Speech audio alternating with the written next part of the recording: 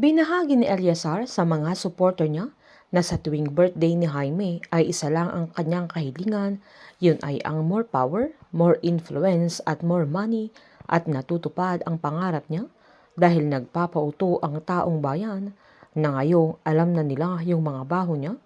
ay hindi na nila papayagan na matanggap niya yung kahilingan niya. Na agad namang sumigaw ang mga supporters niya na hindi na sila papayag, kaya sinabihan sila ni Eleazar na kung gusto nila ng pagbabago ay hindi na nila papayagan ang corruption, pagmamanipula sa taong bayan, na hindi na sila mananahimik sa pang-uuto ni Jaime,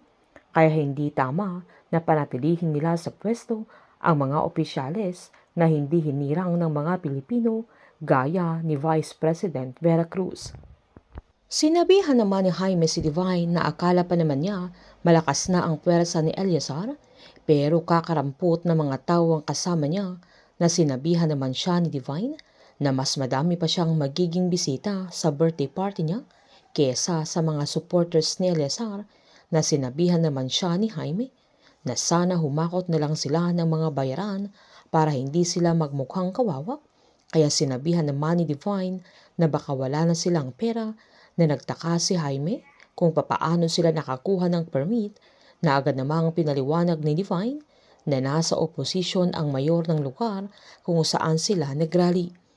Walang kaalam-alam si Jaime na plano na din ni Divine at ang kanyang anak na mangibang bansa habang nagdiriwang ito ng kanyang kaarawan. Dumiretso naman sila Professor Elmer sa mismong venue ng rally na wala silang kamalay-malay na nasundan sila ni David. Agad tinanong ni Prof. Elmer kay Aling Nadia kung itutuloy niya yung plano niya, na agad namang tumango si Aling Nadia, sabay humingi ito ng pasensya kay Melanie dahil dinamay pa niya sa laban nila ni Roland, na agad ding humingi ng sorry ang dalaga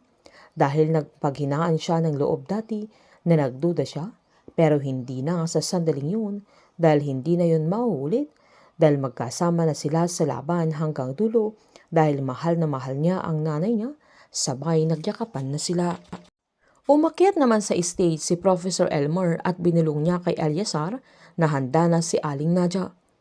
Sinabihan ni Eleazar ang mga supporters niya na kung naniniwala sila sa kanya ay naniniwala din sila sa katotohanan at hustisya, na sa pagkakataon na yun ay may tatawagin siyang isang importanteng tao at alam niyang kilala nila, sapagkat kung tutusin ay sa kanya nagsimula ang laban na yun dahil sa kanyang pagpupursigi para hanapin ang hustisya. Na agad namang umakyat si Aling Nadia at agad na ding lumapit si David. Nanindigan si Aling Nadia na andoon siya para ipaglaban ang hustisya, na hindi nakamit ni Roland na biktima siya ng maling akusasyon, na dudumihan ang kanyang pagkatao na walang kalaban-laban at pinagkaitan ng hustisya, at ginagamit ang mga nasa itaas at ang mga connections nila para takutin sila, para hindi magsalita, para hindi sila lumaban, na hanggang kailan sila matatakot.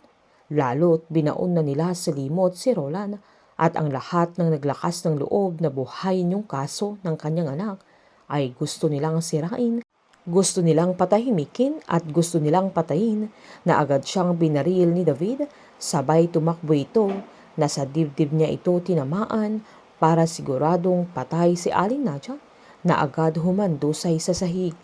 Nagsisisigaw ang mga tao, maging si Melanie ay humahagulgol na nataranta na din sila Professor Ermel at Eleazar, na napasigaw pa si Eleazar na pinagmumura niya si Jaime dahil alam niyang siya ang may kagagawan ng lahat ng ito.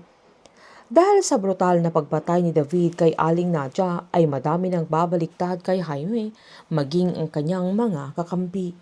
Painit ng painit ang mga tagpo, sabay-sabay po nating subaybayan ang nalalapit na pagtatapos ng Pamilya Sagrado dito lamang po sa aking channel. Patuloy lamang po manood at mag-subscribe para ma-update po kayo sa mga susunod na episode. Marami pong salamat.